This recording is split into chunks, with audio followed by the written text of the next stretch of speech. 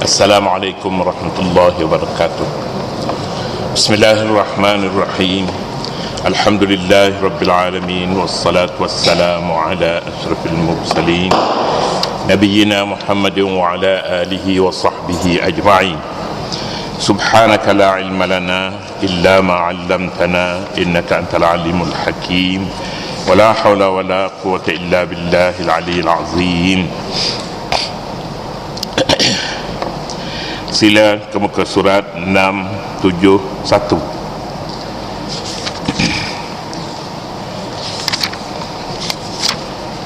Ataupun muka surat 680. A'udzu billahi minasy syaithanir rajim. Bismillahirrahmanirrahim. Wal mursalati 'urfa fal 'asifati 'asfa wan nashirati nashra فالفارقات فرقا فالملقيات ذكرا عذرا أو نذرا صدق الله العظيم.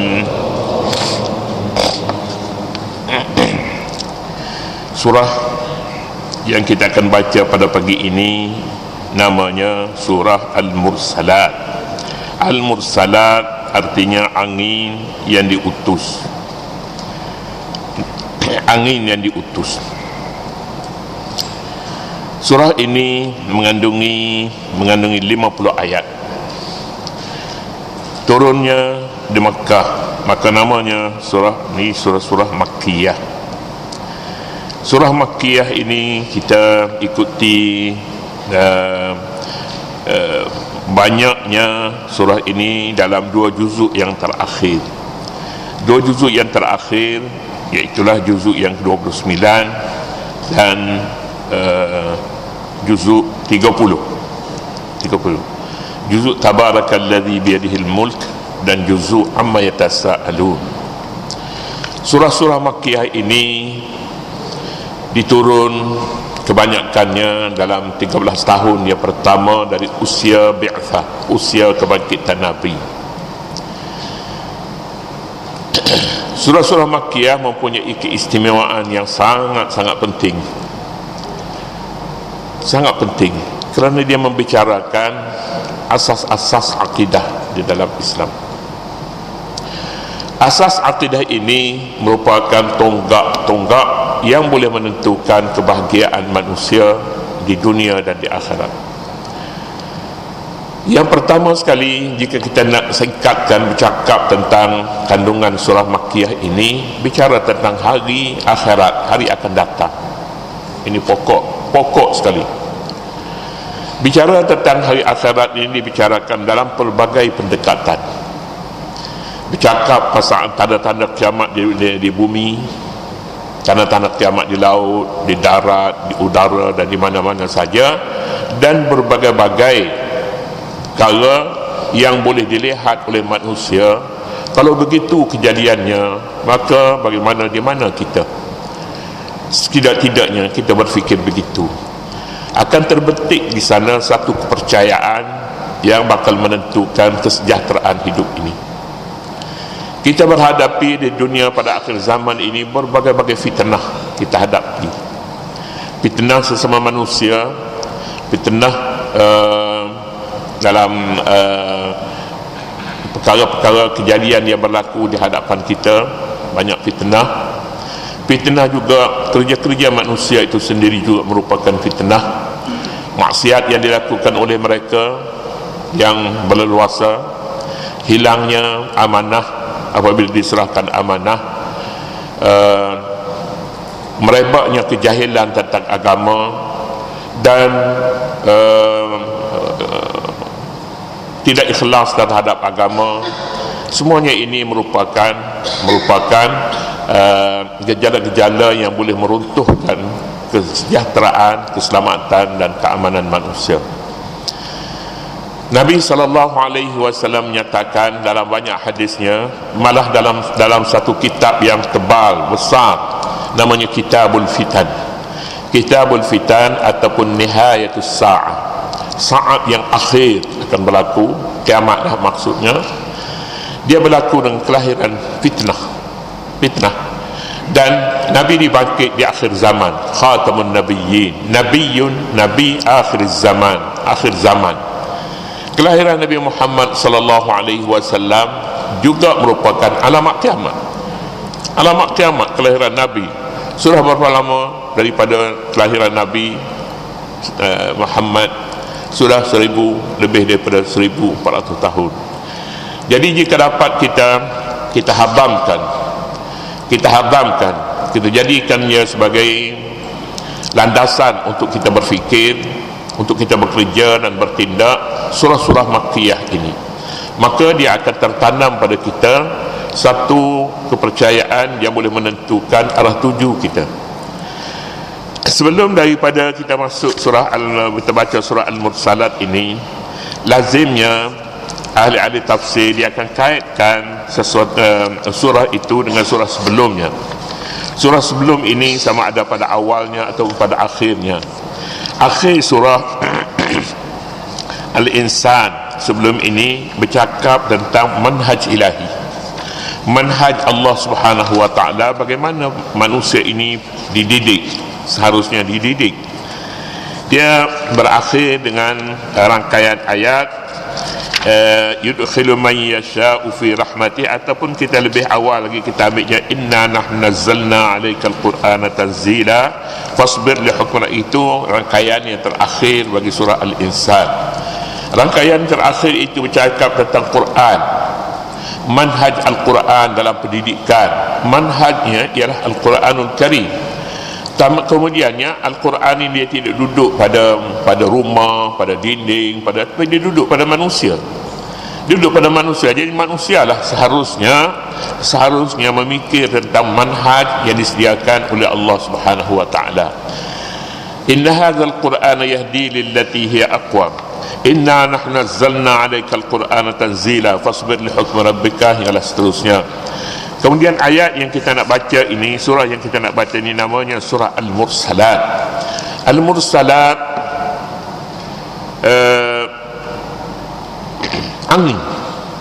angin yang menderu, angin yang bertiup kencang. Wal mursalat, demi angin. Fal 'asifat, demi angin yang bertiup kencang.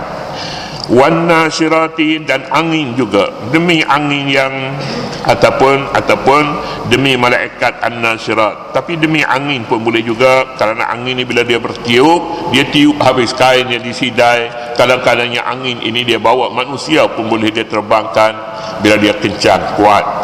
Kemudian demikian juga fal fariqati farqa fal mulqiyati zikra, semua ni angin, ataupun sebahagian daripadanya membawa arti malaikat. Sama ada malaikat ke Allah bersumpah ataupun dengan makhluk yang kita tak nampak. Angin dengan malaikat ni ada pertemuannya. Angin kita tak nampak dia, tapi dia ada. Dalilnya diterbangkan kain kita, dia salak kain pun ada juga. Kadang-kadangnya habis barang-barang dia bawa, bumbung rumah dia bawa pergi.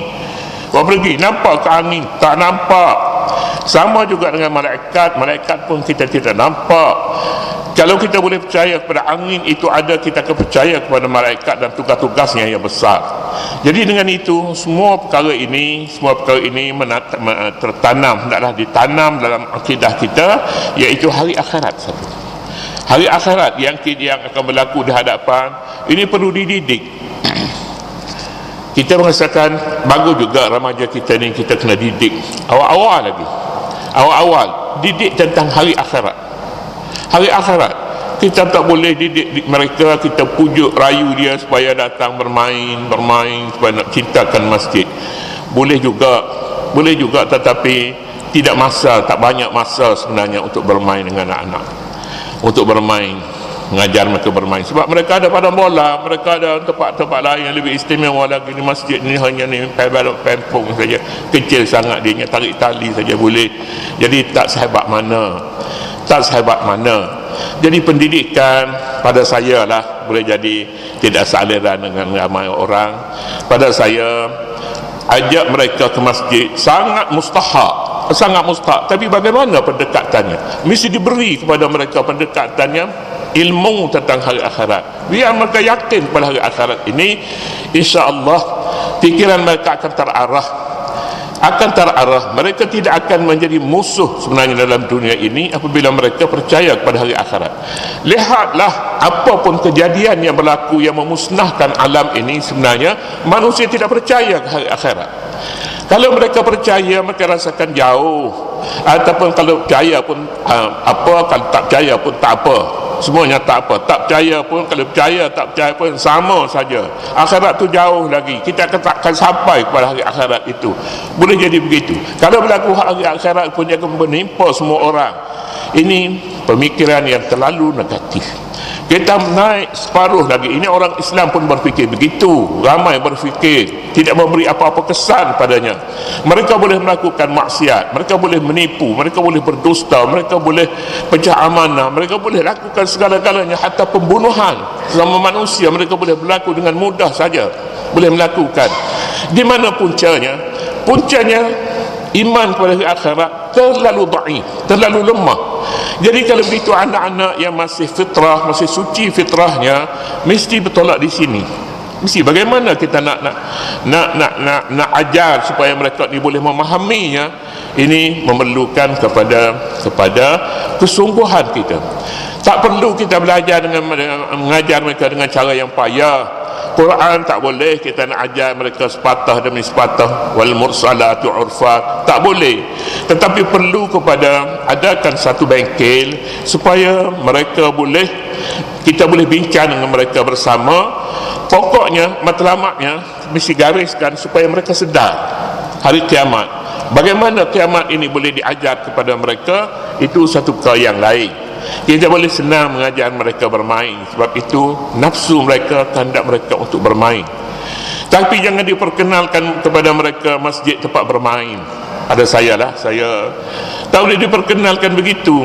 Kalau kita perkenalkan mereka, kita perkenalkan orang yang sudah dikenali, benda yang sudah dikenali oleh mereka, maka tidak ada guna. Kita perkenalkan perkara yang sudah dikenal. Kita tidak nak didik mereka supaya mereka menjadi juara dalam bidang-bidang ini, tapi mereka ini ahli masjid. Kita tidak boleh ajar budak-budak, awak nak jadi apa pada masa depan? Saya nak jadi doktor, saya nak jadi kapten, saya nak jadi. Saya rasa rusak. Ajarlah mereka, saya nak jadi da'i, saya nak jadi da'i. Walaupun da'i itu pun boleh lagi diperbaiki, tetapi kita tidak nak ajar mereka untuk hidup pada zaman ini supaya mereka jadi kaya. Saya rasa tidak. Tapi hidup sederhana pun sudah memadai. Tak apalah mereka tidak banyak harta pun, tetapi mereka tahu ke mana hala tuju mereka. Jadi dengan itu surah Al-Mursalat ini tidak payahlah kita banyak bercakap banyak tentang Al-Mursalat ini, tetapi inilah dia pendekatan Allah Subhanahu wa taala. Wal mursalati urfa fal 'asifati 'asfa. Demi angin yang diutus berturut-turut menjalankan tugasnya. Lepas angin datang, ada musimnya begitu, musim angin. Ataupun negeri yang tidak ada pokok-pokok tumbuhan, negeri padang pasir, angin saja. Angin. Siapa yang menggerakkan angin? Di situ letaknya. Siapa yang menumbuhkan pokok-pokok? Siapa yang mengalirkan air? Siapa yang menciptakan manusia? Siapa? Ini pendekatan Al-Quran. Pendekatan Al-Quran tentang alam akhirat. Jadi pendekatan ini mudah, boleh dipahami oleh orang tua, boleh dipahami oleh kanak-kanak, oleh orang muda, oleh semua orang, semua lapisan masyarakat. Islam bukan satu perkara yang perlu difahamkan dan berhenti setakat itu, tetapi perlu kepada satu amalan. Amal kerana akhirat, amal kerana Allah Subhanahu wa taala, iman kepada Allah Subhanahu wa taala.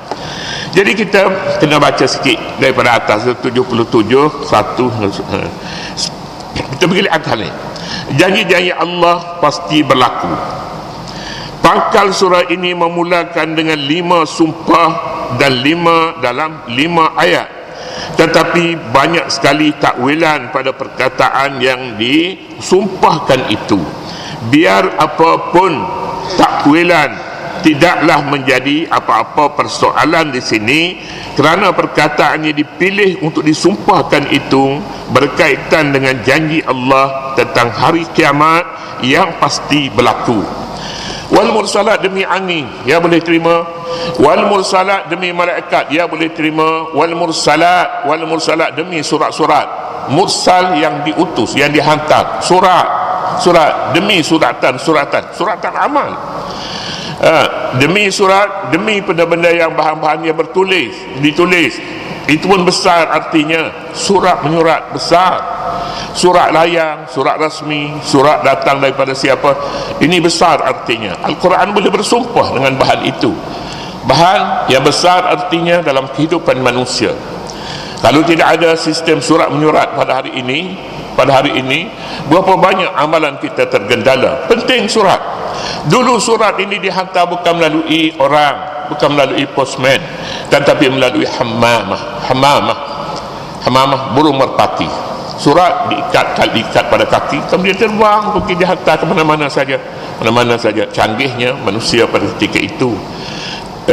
Mereka boleh didik burung untuk menjadi penghantar surat. Manusia boleh dididik burung untuk jadi peninjau, macam burung Balqis, burung hudhud boleh pergi tinjau istana Balqis. Kemudian Balqis datang berjumpa dengan Nabi Sulaiman. Balqis dipermalukan oleh Nabi Sulaiman kerana kehidupan mereka yang syirik itu tak boleh sampai kepada matlamat. Macam mana istana Nabi Sulaiman alaihissalatu wassalam, istana yang cerah dengan kaca, atas kaca, bawah kaca, kelilingi kaca. Balqis nak datang, dia salat kain. Pasal apa? Dia nampak ni kaca ni ada air. Jadi dia salat kain. Wa kashafat an saqaiha, sampai dia salat kain, nampak betisnya. Nabi Sulaiman pun pandai juga. Dia nak buat supaya orang Balqis ni, Ratu Balqis ni datang nak tengok macam mana paha dia. Dia baru masuk pada satu tempat yang nampak air. Balqis merasakan ini, kalau tidak jaga-jaga ni, jatuh sini, malu ni. Pasal apa? Air ni. Padahal air itu bukan air, tapi kilauan air. Cerahnya air itu menjadi, kita nampak macam air bergelombang begitu. Tertipu dia. Ditipu oleh Nabi Sulaiman. Tidak nak sengaja tipu, tapi nak cakapnya pada ketika bagi manusia yang mendewakan kekayaan, kadang-kadang yang kekayaan ini boleh tertipu. Nabi Sulaiman tidak pernah menipu. Sebab cakap Nabi Sulaiman ini menipu, akidah dia salah tentang hari akhirat, walaupun perkara itu dunia. Jadi inilah dia, kisah Nabi Sulaiman dengan Balqis, hudhud yang menjadi pengantara. Hudhud maknanya burung melatuk, menjadi pengantara. Sebelum daripada manusia sekarang ini sudah memiliki negeri, ada peralatan mewah, hubungan satelit dan sebagainya. Ini yang kita saksikan pada hari ini. Mungkinkah manusia ini tak percaya kepada akhirat pun tak apa, kita sampai kepada alam maju, semakin tinggi kemajuan mereka, semakin lupakan hari akhirat. Kita akan sampai sebenarnya kepada matlamat itu melalui surah yang namanya Al-Mursalat. Surah Al-Mursalat ini kita baca dulu. 77 110. Mungkinkah dengan adanya pendustaan terhadap janji-janji Allah itu akan mengubah ketetapan yang telah diputus oleh Allah Subhanahu wa taala? Mungkinkah dengan sebab kita sudah maju dalam dunia rekaan pada hari ini, bolehkah kita putuskan hubungan dengan Allah Subhanahu wa taala? Tidak bahkan pendustaan adalah satu dosa yang sangat besar. Binasa dan binasalah pendusta itu. Lima sumpah yang berturut-turut mungkin agak sukar bagi kita menghubung antara satu sumpah dengan sumpah yang lain. Wal mursalat, kemudian fal asifati asfa, fal nasirati nasra, fal fariqati farqa. Kita nak hubung apa kesesuaian antara ayat dengan ayat berikutnya sehingga habis lima sumpah itu. Sukar, tetapi tidak menjadi halangan bagi kita. Walaupun sukar, tapi kita tahu angin, kita tahu peranan angin, kita tahu akibat angin yang terlalu kencang. Bagaimana kita tahu? Nampak ke kita lihat angin? Tak nampak. Tapi kita tahu ke angin peranannya kalau tak ada angin tidak berbuah pokok-pokok kita. Angin yang memainkan peranan mencantumkan di antara bunga dengan bunga, antara jantan dengan betina. Dia tahu, itu alam angin. 5 sumpah yang berturut-turut mungkin agak sukar bagi kita menghubungkan antara satu sumpah dengan sumpah yang lain, namun dengan penelitian yang mendalam mungkin diketahui hubungan di antara yang tersembunyi di sebalik sumpah al-mursalat. Wal mursalati urfa, demi angin yang diutus berturut-turut menjalankan tugasnya. 2 tafsiran yang dianggap utama dalam mentafsirkan perkataan al-mursalat ini. Pertama, angin yang diutus berturut-turut dan berganti-ganti. Tafsir kedua, malaikat atau nabi-nabi yang diutus untuk melakukan perkara yang ma'ruf. Memang pengutusan malaikat atau nabi-nabi menjadi kunci segala kebaikan dan kemenangan. Pengutusan nabi kunci bagi segala kebaikan. Tiada nabi, maka tiadalah manusia pada hari ini yang begini keadaannya. Tiada manusia. Akan ada di sana hayawan dan manusia yang tidak ada beza di antara kedua-duanya, sama-sama memusnahkan alam, sama-sama mencemarkan alam ini. Tetapi al-mursalat memainkan peranan meletakkan manusia pada tempat mereka dan hayawan pada tempat hayawan, pokok-pokok pada tempat, kayu batu pada tempat masing-masing. Akibat daripada ataupun faedah daripada kebangkitan nabi-nabi yang disebutnya al-mursalat. Al-mursalat maknanya yang dihantar, al-mursilat yang menghantar, yang hantar. Kita hantar surat namanya mursil, yang dihantar surat, yang dihantar. Al-mursal ilaihi, yang dihantar kepadanya, penerima surat. Jadi kalau begitunya al-mursalat mempunyai berbagai-bagai arti, tapi dia berkisar di sekitar benda-benda yang besar bagi manusia. Tetapi bagi Allah Subhanahu wa taala tiada yang lebih besar daripada zat Allah Subhanahu wa taala. Tetapi bila dia bersumpah, maka perkara itu besar bagi manusia, tidak besar bagi Allah. Allah boleh bersumpah dengan apa saja yang dia suka. Kemudiannya fal asifati asfa, wallahu Subhanahu wa taala a'lam. أعوذ بالله من الشيطان الرجيم. بسم الله الرحمن الرحيم. اللهم ربنا لا تزغ قلوبنا بعد إذ هديتنا وهب لنا من لدنك رحمة إنك أنت الوهاب. اللهم أرنا الحق حقا وارزقنا اتباعه وأرنا الباطل باطلا وارزقنا اجتنابه.